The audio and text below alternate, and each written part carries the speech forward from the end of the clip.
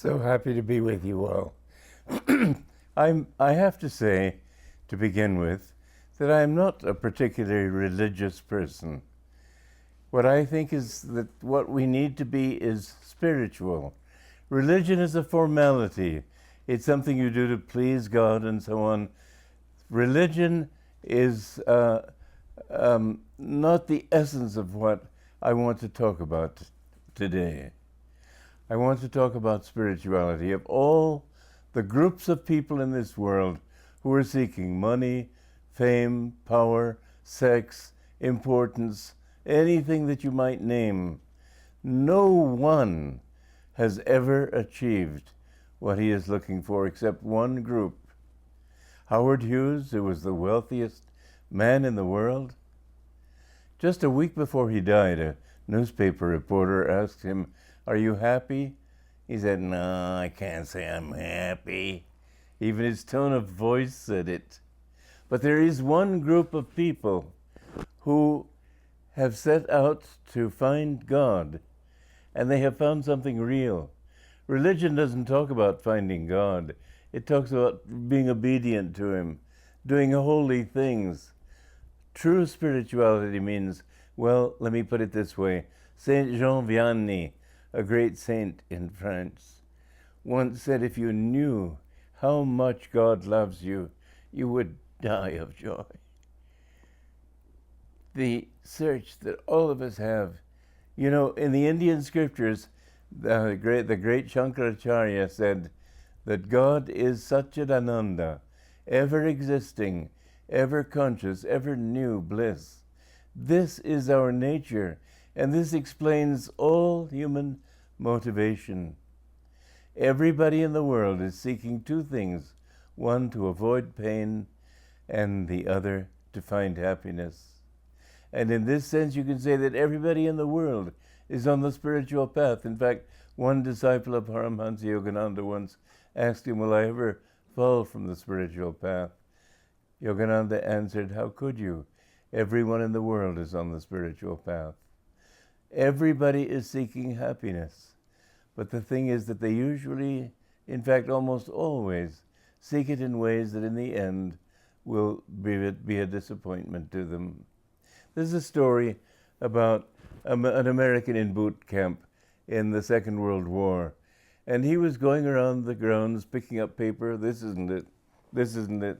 Finally, he began to think, well, this guy better see the camp psychiatrist. So he went into the camp psychiatrist's office, and he was picking up papers on the table, on the desk. This isn't it. This isn't it. Finally, the psychiatrist couldn't get him to say anything else. And so finally, he recommended him for a medical discharge. When that discharge was given into his hands, the man said, this is it. Well, this is what all of us are seeking. We are seeking to be discharged from those things which cause us pain and suffering. All of us want to understand how we can find happiness, and only one group of people in the world have actually found that goal. Those are the people we call the saints.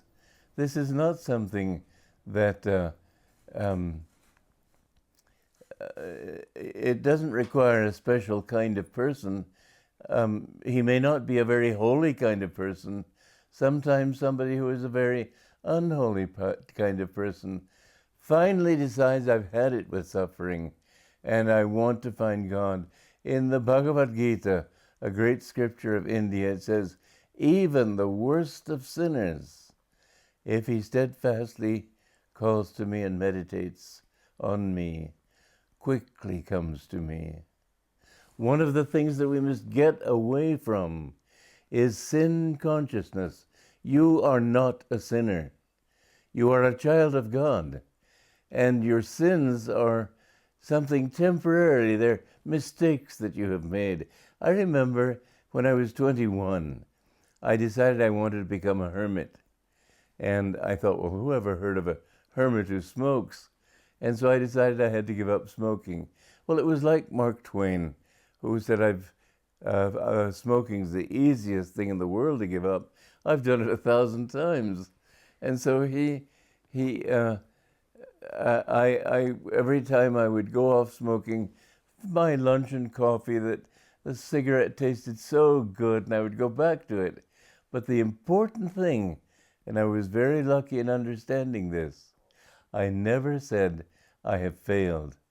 I always said, I haven't yet succeeded. I think that in true religion there is no room for beating your breast and saying how bad you are. Mind you, if you say you're a sinner, then you have all the excuse you need to go on sinning, don't you? You want to understand that you have the potential. And this is another very interesting point, and I keep referring to the Indian philosophy because it is the most practical in human terms and in terms of human upliftment.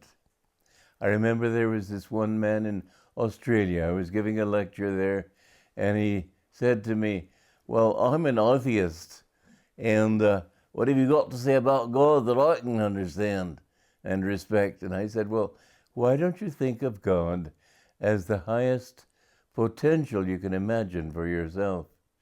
And he sort of was stunned by this answer, and finally he said, well, I can live with that.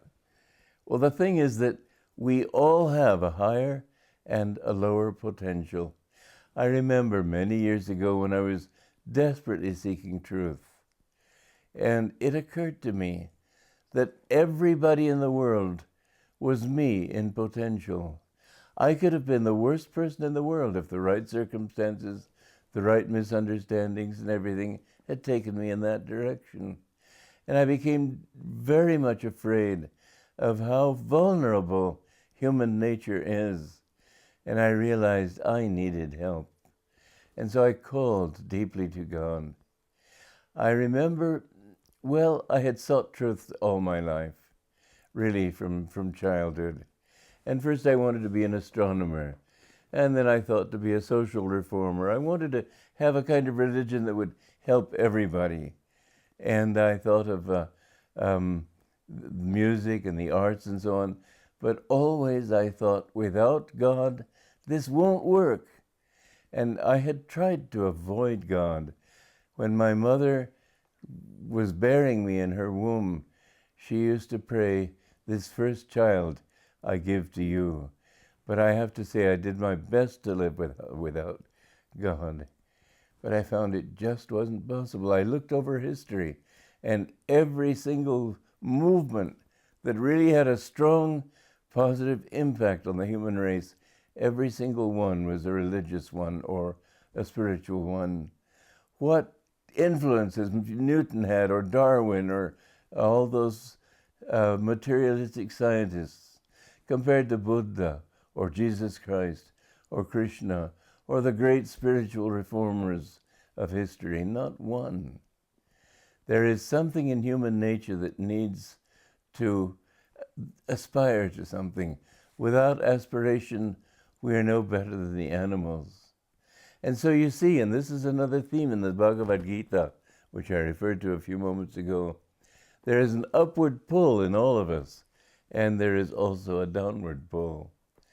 And I know that the religions and the societies and so on try to tell you what to do, but you don't need to be told if you just try to listen and watch your own nature. When you try to hurt somebody, you feel hurt. When you're jealous or selfish, you feel hurt. When you don't live according to your own highest expectations of yourself, you're the one who suffers. And there is within every human being this upward pull and the downward pull. You can see it in the very posture of people. People who live downwardly with their energy moving downward. Yes, in the physical body. They look down, they look heavy, they sit heavy, their words are sort of coarse. Everything about them has a downward pull. Whereas if you understand that there is something in you which aspires upward, heaven isn't above you, literally. Heaven is above you in your own self. That part of your nature that raises your consciousness toward the brain, toward here, toward the higher aspects. Think of your feeling. Feeling is in the heart, isn't it? When you have a lovesick swain, let's say, he never says, I have a broken knee. He will often say, I have a broken heart. It's in the heart that we feel. And what we find is that when that energy from the heart goes upward, then we feel better. And when it goes downward, we feel worse. So religion in the New Age needs to be taken out of the category of belief. It isn't enough to believe things. People used to believe the world was flat. That didn't make it so. There are many things that we can believe that are not true. What we need is experience. In fact, we need to bring science and religion together in this, that there is no opposition between beliefs, yes, but between experience, no. We have to understand that when you think right, feel right, live right, then everything goes better for you. And one of the wonderful things, because I'm the founder of about 8 communities now worldwide, and this is our 42nd year of existence. It is enough of an experiment, you might say, that in these 40 years we've been able to see people in their thousands come and go. But those people who have lived according to these teachings, they always are happy, they're always at peace, they're always generous. People who go against those teachings, they themselves suffer. Remember, religion is a matter of what you yourself experience from life. You've got to base your religion on what you have experienced, of what you want. Nobody else can tell you what you should want in this world, but you do know in your heart that this thought is universal. You want to avoid pain, and you want to find happiness. Now, to some people, happiness is power and so on. But once they've gotten it, they don't have it. The only happy people in this world are those people who hope to achieve what they're looking for in the path that they're following. But in the one path where they have sought God, you find absolute agreement, to the point where they're willing, happy, honored, even to sacrifice their lives to help other people to come to that teaching. I remember back in when I was 22, and this was 1948, and I had reached the point of desperately wanting to know God. And it occurred to me, maybe I'm going crazy. I had never heard of people knowing God. I hadn't read religious things. I'd been sort of anti-religion and anti-religious. And I didn't know that there were people who actually communed with God. My mother would talk about it sometimes, and talk about the miracles that saints performed and so on. And I'd say, come off it, Mother. That's just nonsense. But so I didn't know anything. But when I came to that point where I desperately needed to know what life was all about, I remember I was in Charleston, South Carolina at that time, and I took a long walk out into the evening, into the night. And I said, if there's a God, what must he be? Well, he can't be a policeman, he can't be a judge. It's got to be something more. I realized that he had to be consciousness, and that my consciousness I was conscious because I was a part of his consciousness. This was the whole Vedanta philosophy that just came to me as I was going on that walk that night. And I said, if this is true, if he is consciousness, if I am conscious only because he is conscious, if I am more aware of that higher consciousness when I'm in tune and less aware when I drink too much or gossip too much or am restless or whatever, then it's possible to be more aware and not less aware. And if this is true, then the only goal of my life has to be to find God. And I thought, am I going crazy? Nobody ever had done this as far as I knew. And I remember going out almost desperately into the country. I thought maybe I'm too sophisticated, too much of a city dweller. I need to get close to nature. And I went upstate New York, and I went into the countryside at Indian Lake, and I used to look at the dewdrops on a leaf and think how beautiful it is. And I thought, but I can't feel it. It's out there. It isn't here. I felt that I was like a motor working on only one cylinder. And I thought, what can I do? And I decided that I would give my life to seeking him. I didn't know how. I had read I didn't know anything of the Indian scriptures, but I read a Short World Bible, as it was called, in my mother's library. And in that it talked about how it is possible to commune. And to do so, you have to meditate. Well, meditation, I didn't know what that was all about either. But I used to sit sort of cross-legged and cross-eyed on my bed and try to find something. My father had been posted to Egypt, Cairo, and my mother was to join him. This was the most wonderful thing in my life. The day that I put Mother on that ship to go join Dad in Cairo, I went uptown New York, and I entered a bookstore called Doubleday Duran, and having read a smattering of the Indian teachings, I went there and looked at what they had, and I found Autobiography of a Yogi. And there was something about the cover of that book that just somehow resonated with me. And I bought that book, and it just completely changed my life. I'd been against miracles because I thought my rational mind thought they were not possible, but I had always doubted my rational mind. I used, even as a child, to play games with myself. I would say to my mother, for example, because I didn't like spinach. So I'd say, "Oh, Mother, don't give me spinach today. Spinach is green, and green is the color of envy, and you don't want your boy growing up to be envious." I knew that was false reasoning, and I enjoyed using reason falsely, simply to show myself, convince myself that I would not find truth through reason. But I had only reason to go by. If I'd gone by love, it would have been much easier. But I didn't know about that. And yet, through reason, I did find what I was looking for.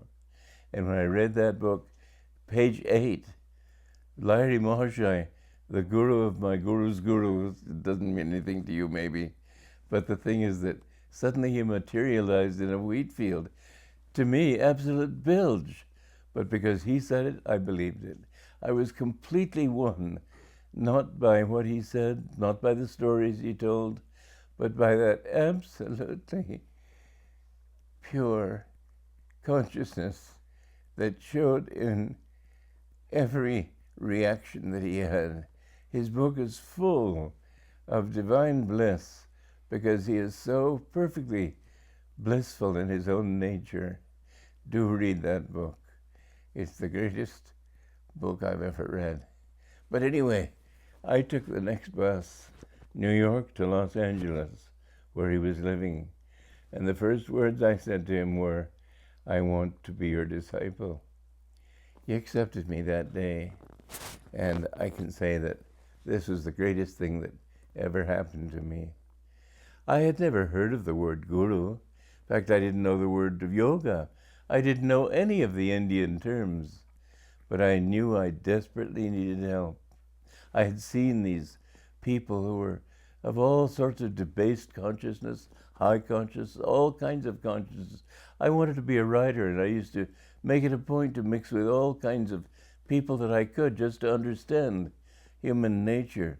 And as I said earlier, I could see that these people were unhappy, miserable, depraved, and I could see also that I could have become like that.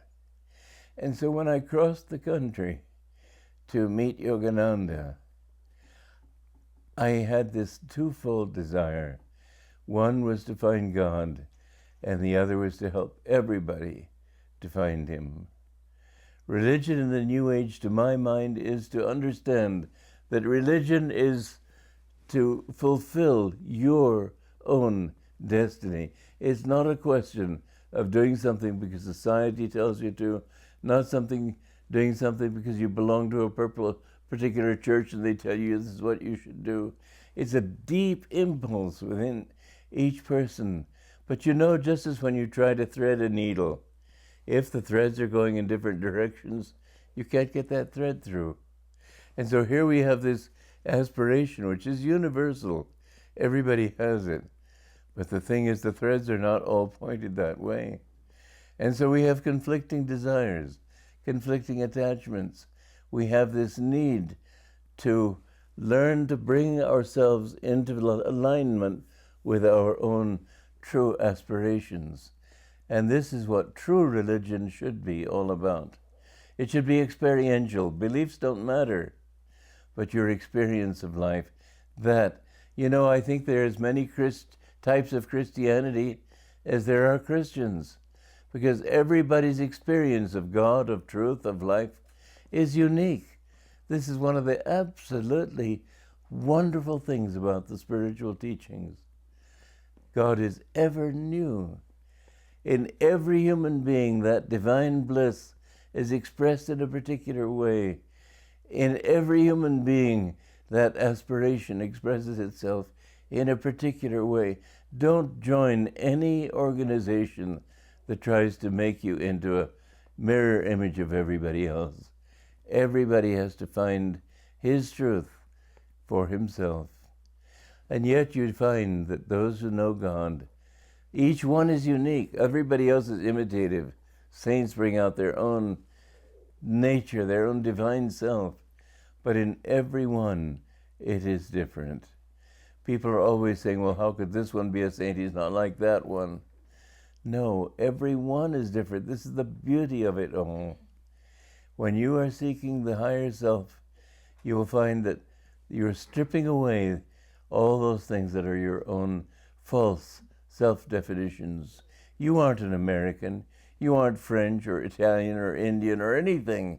You aren't white or black or whatever other color. You aren't a man or a woman.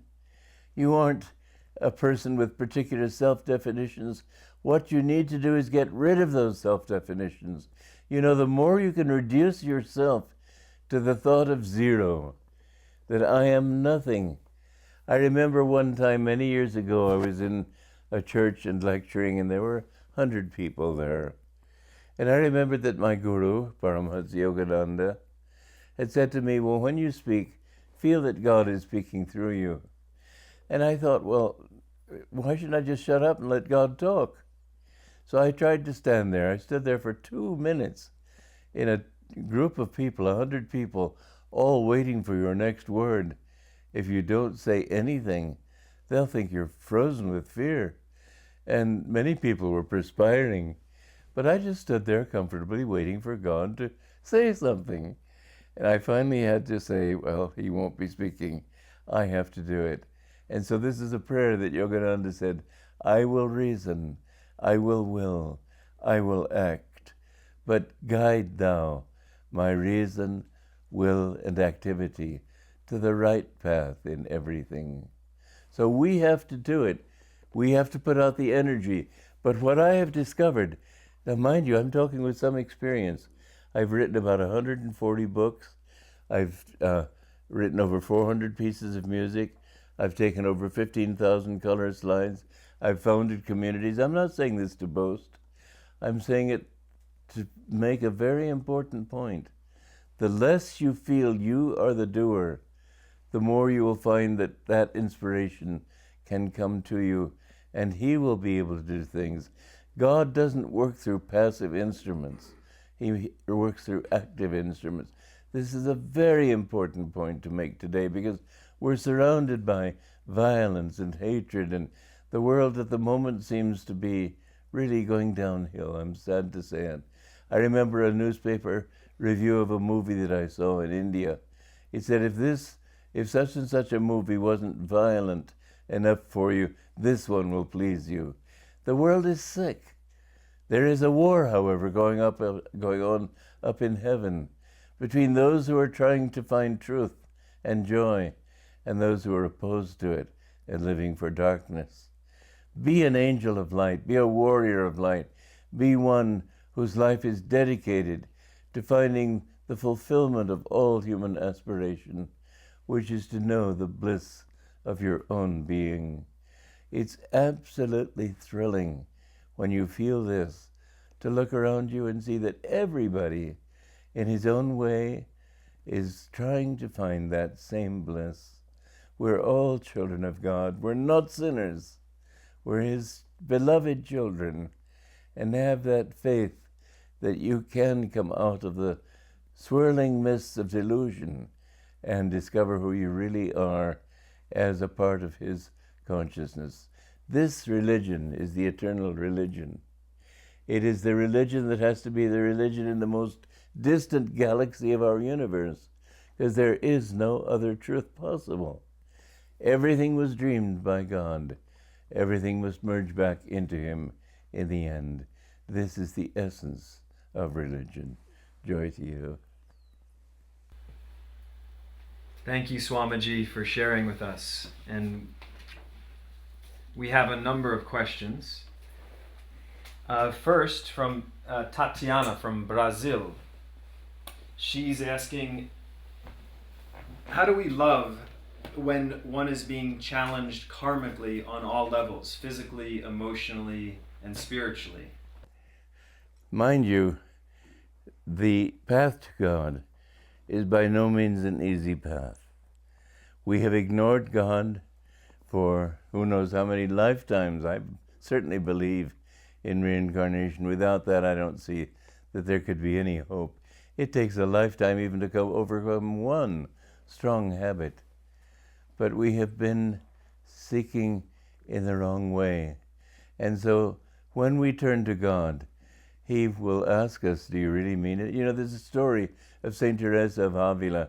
She went through many tests, and in her old age, she was fording a stream, and it was winter, and the rains were heavy, and her horse lost its footing, and she was swept into the stream.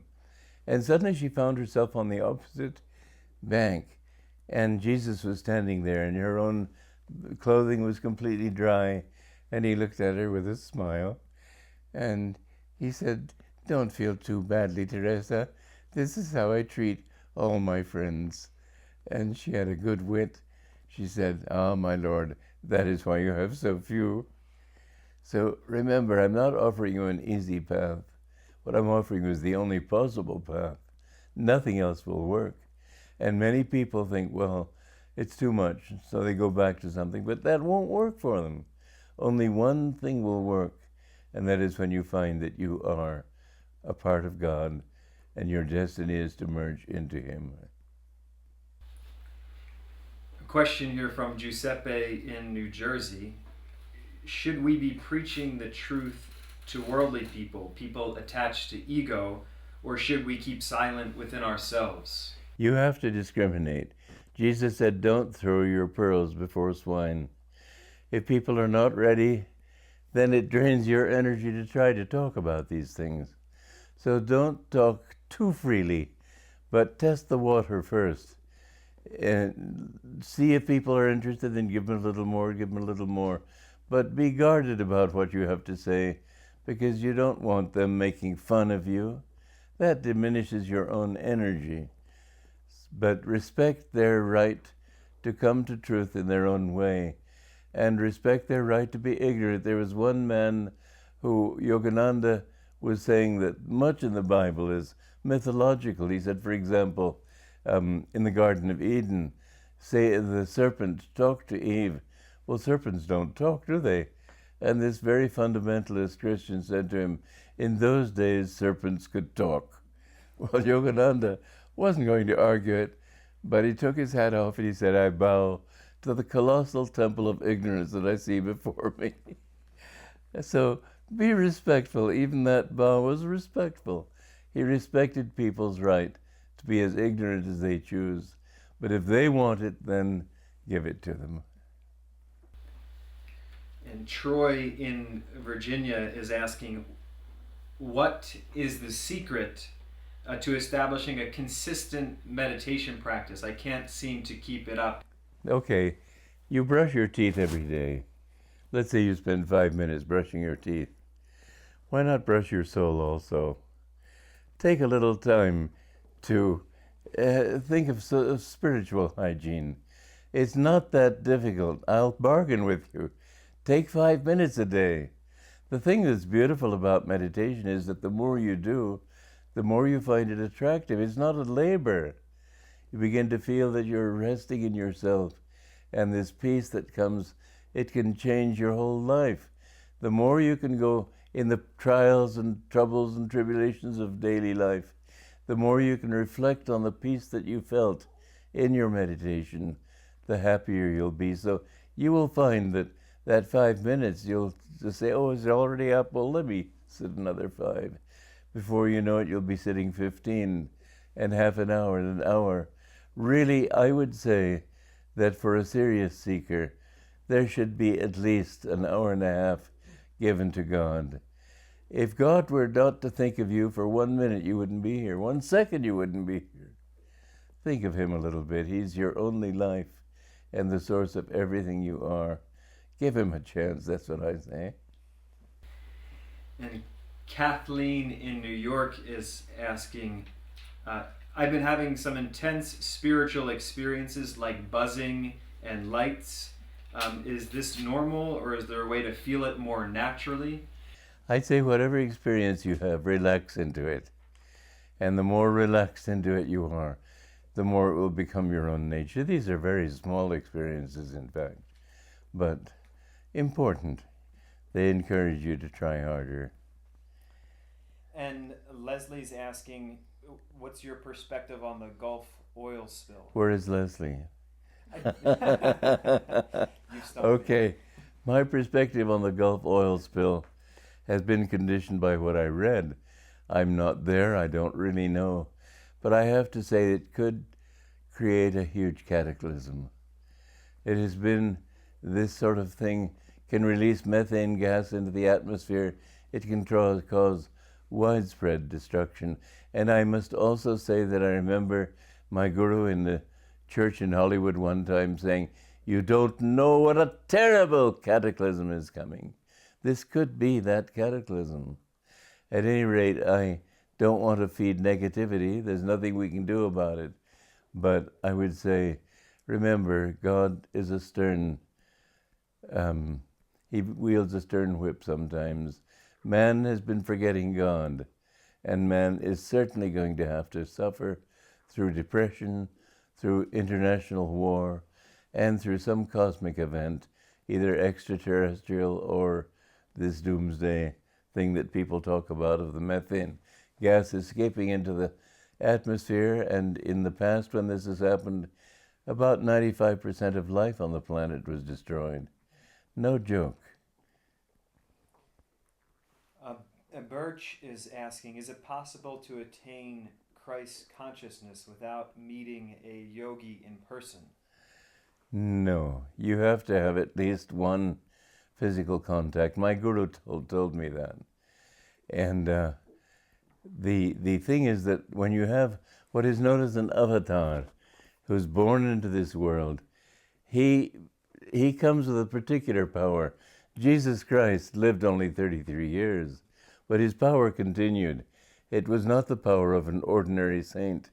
Those who were his followers, those who tuned into him, as it says in the Bible, in the Gospel of St. John, to as many as received him, to them gave he power to become the sons of God. And that power is what is needed. You can't do it by your own ego. The ego is already infected by the very disease it is trying to overcome. So you need the attunement with somebody who is out of that ego, and with that you can be lifted. Now, a human contact, my guru told me this personally, is needed. But in the case of disciples of Jesus Christ, they were that contact. He was that kind of avatar or divine power which could continue to save people down through many generations, thousands of years. An avatar's duty is to be available to people all over the world. And yet how many people would know him all over the world? So, for example, myself, I'm a disciple of such a great master. I have his power to work with. It's not my power. But I have to say that the more I feel his presence, the more blissful I feel and the more other people who are with me feel that bliss. These are serious things. Don't just think that any priest can give it to you, but one who is truly, completely dedicated to finding God and to finding God through a particular channel, the more that will be possible. And Ken is asking, what was it like when Master touched your heart on that first occasion? You know, the odd thing was, when I met my Guru, and he accepted me as a disciple, he put his hand over my heart and it vibrated for 2 whole minutes. I didn't feel anything. But from that moment, my life was changed, my consciousness was changed. And it was a power I wasn't yet ready to feel. But in all honesty, I have to say I didn't feel it right then. But everything changed from then on. So that blessing was certainly there. And many times in his presence after that, I would feel just overwhelmed with bliss or with love. It was the most wonderful experience of my life, living with him and being his disciple. Arati in California is asking, would you speak about the need to stand up and be counted? I think that it's a good thing to stand up and be counted. I think she's quoting from a book of mine, Renunciation in the New Age. And I think that when we believe something, we shouldn't hide it from people. I think that in this age where everybody is spouting all sorts of negative philosophy and so on, we don't have to talk about it, but we have to let it be known this is how we feel. We can't, if people talk about how they went out and got drunk last night, we can't try to smile with them just to be a hail fellow, well met. I would say don't respond. To be counted doesn't necessarily mean you have to get up on a podium and start talking, but you have to be firm to your commitments, firm to your loyalties. And Yogananda often said, loyalty is the first law of God. Usha in Portland is asking, would you please talk about the relationship between Dwapara Yuga and education for life? I wrote a book, it's called Education for Life, and it tries to encapsulate Yogananda's teachings on education. The important thing is to prepare children not just to grow up to get a good job and make money, but to make them whole human beings. In fact, we have schools all over the world. I don't know how many, but a number in every country. And those schools are teaching this system, education for life. I know that a friend of mine, her father from Spain, just discovered it the other day, and he's absolutely excited about it. Because if children can learn to be happy as human beings, isn't that much more important than teaching them all the tricks for making a lot of money? So this education for life helps people to understand, for example, and I can't give the whole thing right now, but for example, you have certain tools that you're born with. You need to hone those tools. The first 6 years of your life are pretty much spent in trying to get your body under control. The next 6 years are pretty much spent learning to get your emotions under control, and that's when it's a very good time to teach children stories of uplifting people, stories that will inspire them, stories that will try to make them better. And these are important things. Children's stories tend all too often to play down to their silliness. I wrote a book recently called The Time Tunnel, in which people go through this tunnel and suddenly find themselves in a position where they can go forward and backward in time and learn from history and learn from the future how they can become better people. All of education should train you to become a more complete human being. And the wonderful proof of our system is this, that in competition, in competitive exams between that are taken on a nationwide level, our children come out in the top 5 percentile. when they leave our school for various reasons, like their parents moving away or whatever it may be, growing too old for the system, they always become outstanding students. So really, I do urge all of you to look into this. And Usha, by the way, is a member of our community in Portland, Oregon. And she has done wonderful work in helping to promote this system, and she's written books on the subject herself. So thank you, Usha. And Aditya and Maya in Atlanta are asking, are we different from mind? Is soul a different entity from mind? From what? Mind? From mind. The mind is that part of the brain. Well, actually, the consciousness in man is divided into 4 segments: Mon, Buddhi, Ahankar, Chitta. Mind, in that sense, is that aspect of the mind of consciousness which merely receives impressions. You could put it this way. You have a mirror. Reflected in the mirror is a horse. The mind will see that it's a horse, but it won't know that it's a horse. Then comes Buddhi, which is the intellect, and it's centered here, between the eyebrows. And Buddhi says, oh, that's a horse.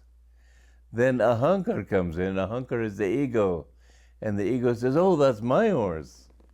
Then feeling comes in, which is of the heart. The Buddhi is centered here.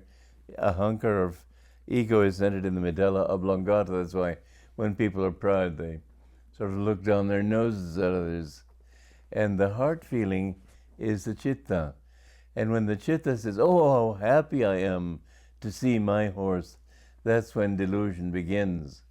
So consciousness beyond mind is superconsciousness. It doesn't break things up the way the intellect does. The consciousness or superconsciousness perceives everything as one. It's a very interesting concept to understand that, well, think of this. God is, according to Jesus Christ, like a child. How could a child have produced the complexity that we see around us in this universe? It's not possible. I remember one time I was out of the desert, and I used to be much too intellectual, and my guru wanted to cure me of this. And one time in his kitchen, he had everybody turn the lights out, and then he wrestled some paper bag and pulled out something, and buzz, buzz, buzz, and there were these little sparks coming out of a toy pistol. And he turned the light back on, and he looked at me and he said, what do you think? And I said, well, it's fine, sir. I was trying to put together this idea of this wise sage playing with a toy pistol. Then he pulled out another one and shot it, and that projectile went up and came down to the floor as a parachute. And we all solemnly watched this descending parachute. And he looked at me, he said, suffer little children to come unto me, for of such is the kingdom of God. And this, it's just amazing to think that God, in his huge complexity, could have the nature of a child. And yet he does. He doesn't, he's not childish. You can't hurt his feelings, but you can approach him as your own. There's no complexity. You don't have to address these long-winded, pompous prayers to him. Just love him as he is. He likes that. I remember one time, many times, I've simply told God, you have to do this for me. And people would say that's not respectful. He's my own. Why shouldn't I talk to him that way? If you do, you'll find that he's on your side always. Kate from Florida is asking, what book would you most recommend for the beginning student after Autobiography? I would say The Essence of the Bhagavad Gita. I wrote that book in attunement with him. And I remembered, you'd have to call it a miracle, because I wrote it in 2 months, less than 2 months.